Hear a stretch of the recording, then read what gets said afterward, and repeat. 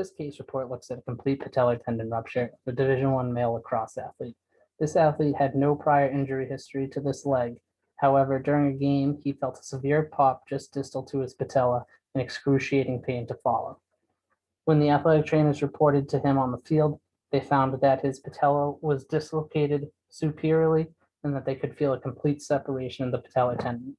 It was determined on the field that it was likely a complete patellar tendon rupture. 2 days after this surgery, after immobilization, the athlete underwent surgery to repair his patellar tendon.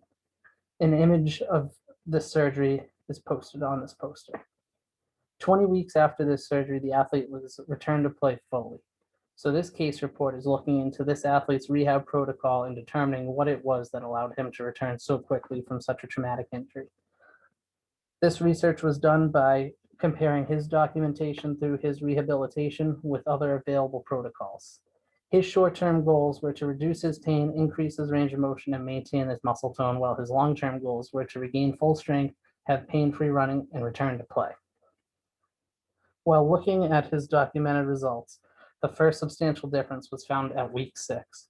By week 6, this athlete was able to shed his brace and fully weight bear and walk with minimal restrictions. This allows athletic trainers and physical therapists to add weight-bearing exercises to his rehab. Comparing that to available protocols, these weight-bearing exercises usually don't start until week 12 or weeks 10 to 20. So being able to start these in week 6 put him way ahead of the game. The following weeks, this athlete was able to work on strengthening, core stability, and cardiovascular maintenance, and then eventually graduated to doing functional drills that allowed him to regain confidence and return to his sport. 2 things that made this case more unique. First of all was the onset of the injury.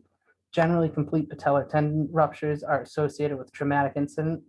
Upon viewing the film of this injury, the athlete was simply sliding to his right as he collapsed to the ground with no contact made to him.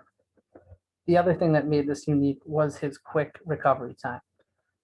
Discussing this with other athletic trainers, we decided that it was his own healing process and the quality of surgery that had led to this fast healing process that allowed him to do more weight-bearing exercises early on. 20 weeks after suffering a traumatic injury, this athlete was able to complete our end of the injury checklist that allows him to return to the game. We look at range of motion, strength, balance, agility, and cardiovascular endurance.